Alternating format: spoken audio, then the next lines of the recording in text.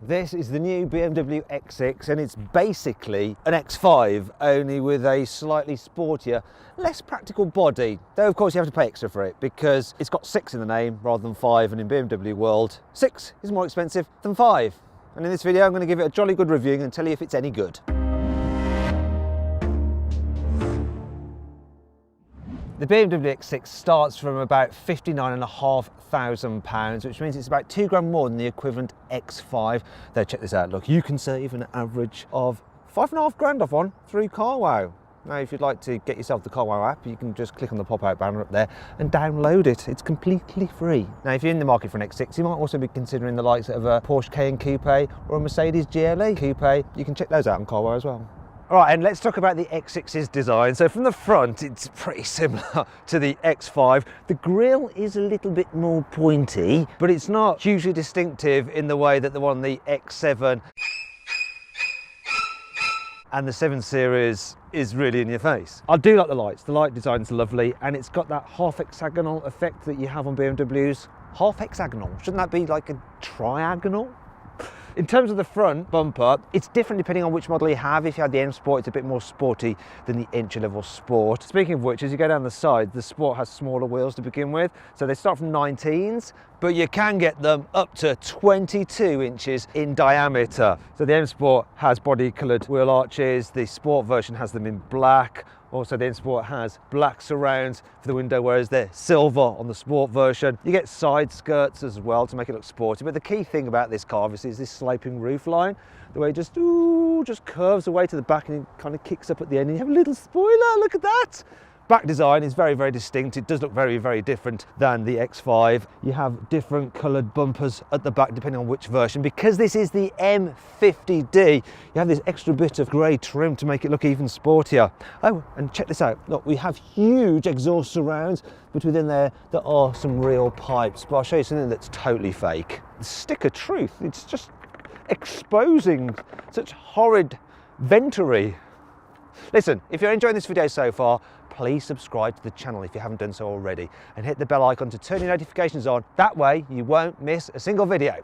Here on the inside, the X6 is classic BMW, which means quality is top notch. Everything you touch feels really robust and sturdy. The materials are nice. You get this leatherette on the dash, which adds a touch of class. Also, the layout is super simple to use. So you've got all your driving stuff there, your climate control there, your infotainment systems there, and an electrically powered steering column. It helps make the car feel worth that 60 grand price tag. Also, the seating position is multi-adjustable and very, very comfy. It appears there's absolutely nothing for me to complain about. Oh, wait a minute, there is one thing.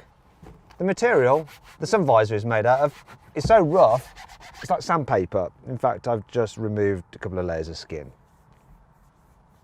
Here in the back of the X6, it's fine. Knee room's pretty good. Headroom is bearable. Look, I've got enough space. People over 6 foot may find it a little bit snug.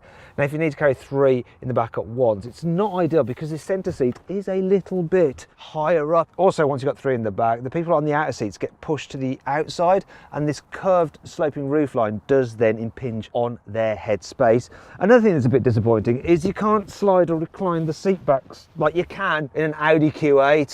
So the Audi is actually better in the rear seats in this car. In fact, if you want to see my full in-depth video review of that car, yeah, you click on that pop-out banner, you can go watch it.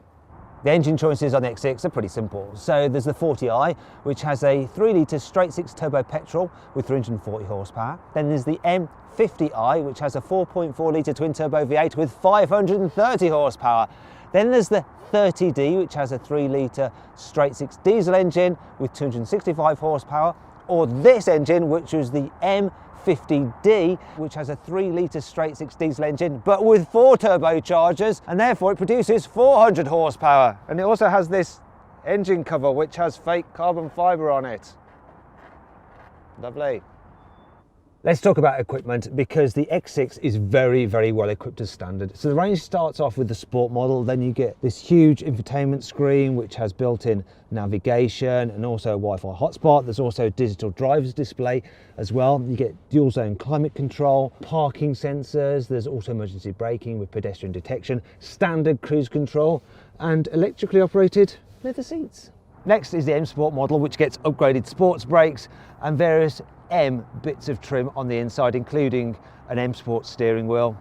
Finally, there's the M50i and M50D, which have an upgraded exhaust for a fruitier sound.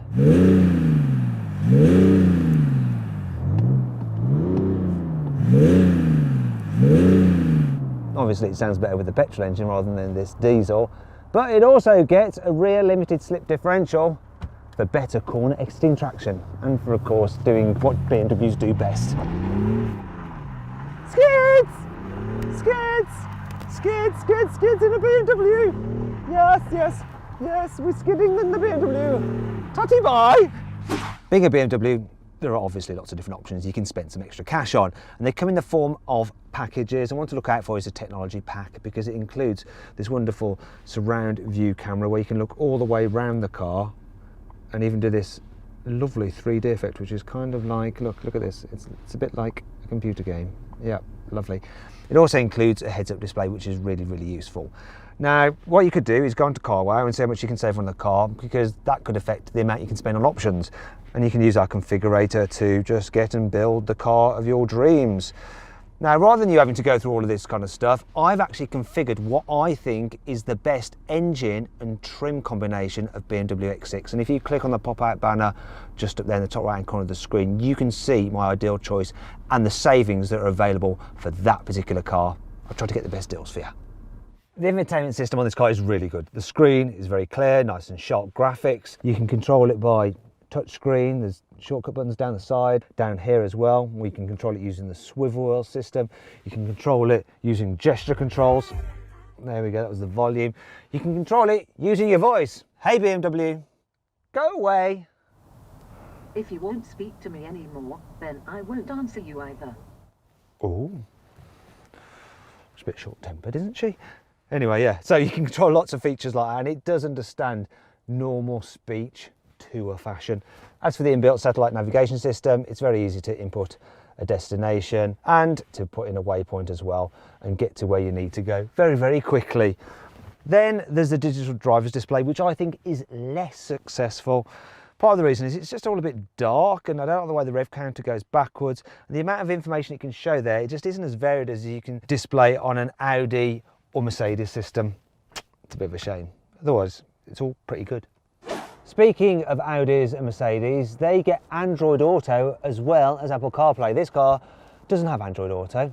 It does have wireless charging, and you do have a USB input there, a 12-volt socket there for charging things the old-fashioned way, and there's another USB socket in here. Though as standard, there's no USB sockets in the back. All you get is a 12-volt charging port down there. What? Really? However, you do get Bluetooth and you get a Wi-Fi system as well, so you can use your car as a mobile hotspot for everyone's devices.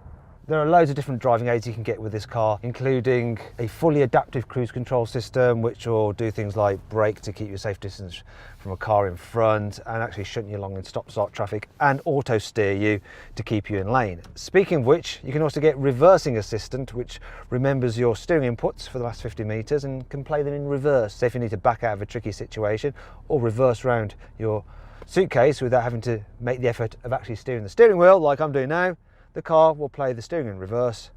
What you have to do is control the speed, and that's it. See, done. There's a suitcase, all fine and dandy. The X6 has an electric tailgate, yay, which is handy if you're lazy. In terms of the boot itself, there's a bit of a load lip to lift stuff over, but you can't just slide things on like that, and you've got this scuff plate so you don't scuff your paintwork. It's got a square shape, which is pretty useful, and underneath here there is some extra storage if you need it. There's tie-down points, there's your 12-volt socket, there's even a little hook there. Look, a little hook! In terms of the capacity, it's 580 litres. By comparison, a Mercedes GLE Coupe has 650 litres. Still, it's a reasonable size, and you can fit this much in the boot. That's probably enough for most people. You get three-way split-folding rear seats as standard, so you can do through loading. Also, you have releases for the rear seats here in the back as well as on the seat back, so you can open it from the boot, which is handy if your angry cameraman has locked you in because you've been doing their head in. Let me just do that one as well. Then I should be able to slither out like this, because look, as you can see, there's no big ridge, so it's quite easy to do. I want to show you this while I'm at it as well. Look, the rear windows may be small, but they do go all the way down. There's plenty of useful storage areas in this car. For instance, look, when you fold down the armrest, you can use this area here for very thin objects. Then you have some cup holders there.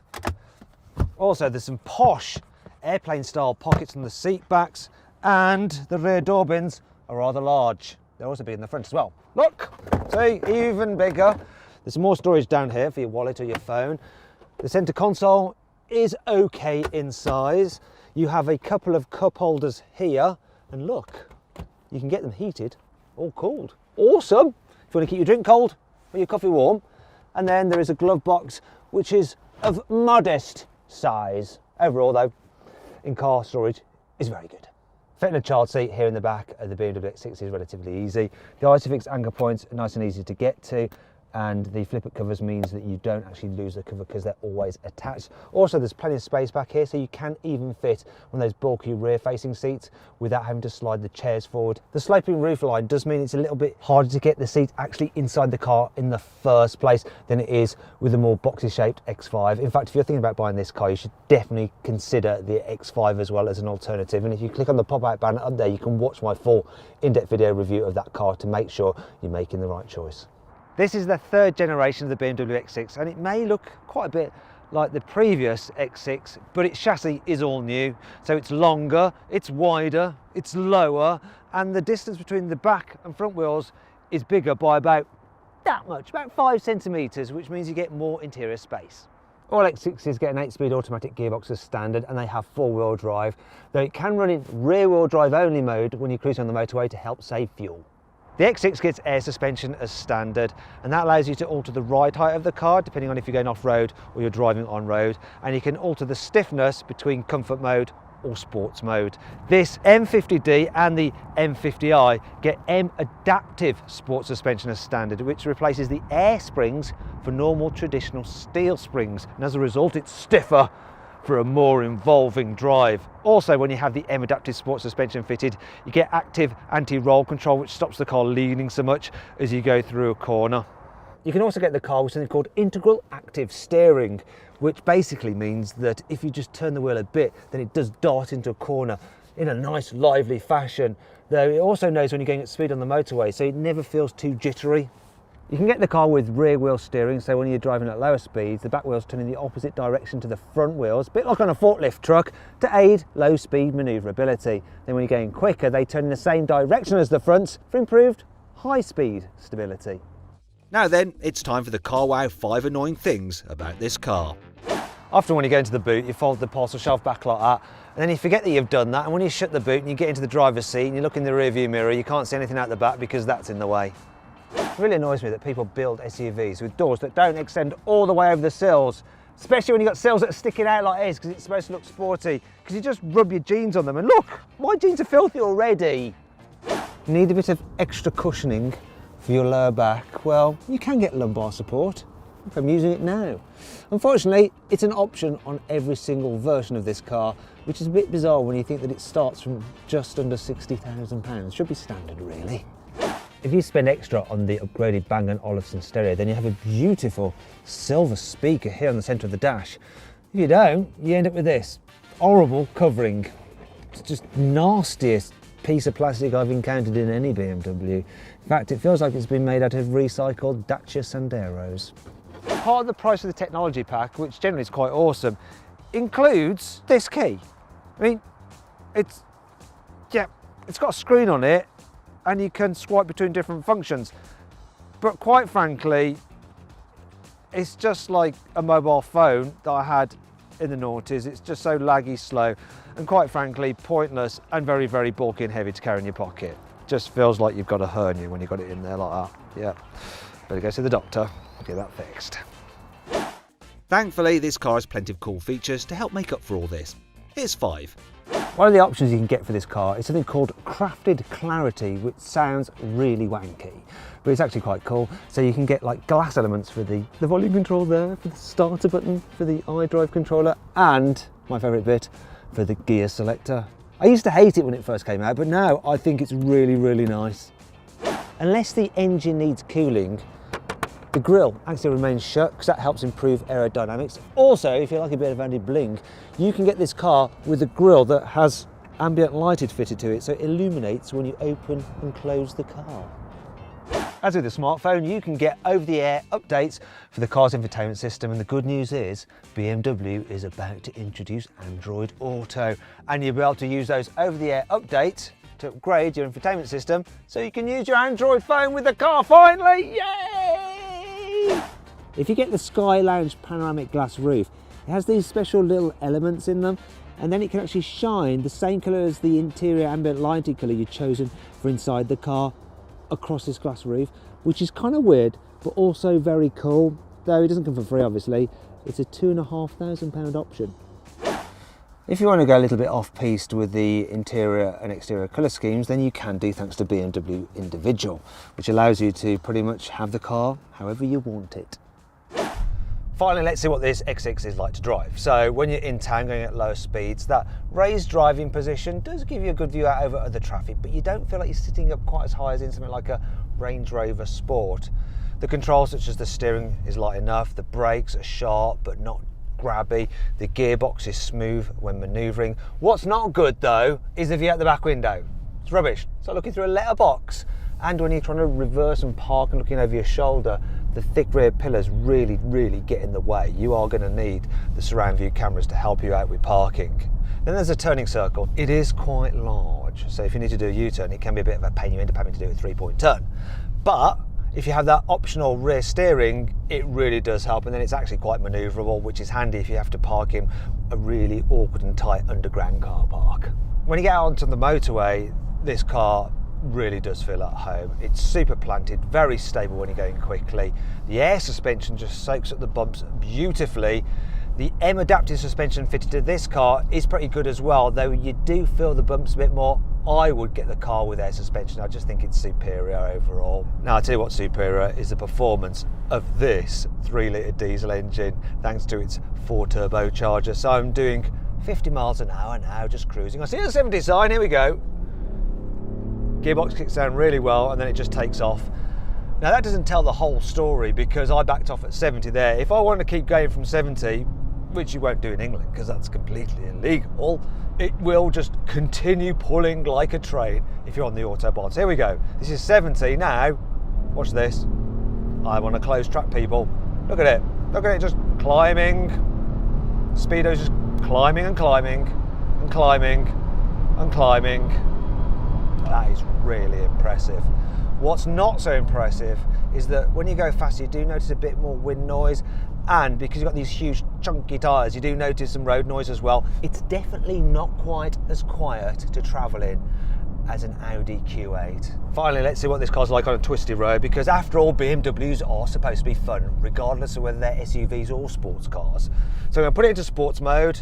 That'll add some weight to the steering, sharpen the throttle and stiffen the suspension, and here we go. I'm even going to change gears myself using the paddles. Oh, up, ooh. Yep, it's still an SUV. If you go too quickly, it starts to run wide. However, oh, do you hear that? Bit of tyre squeal.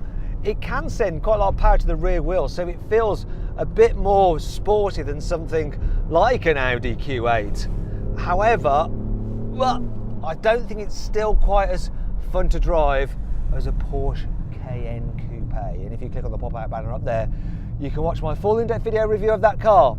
Still, for a tall SUV, goes around corners pretty darn well, if that's what you're after. Feeling sick. Oh, right, that's enough.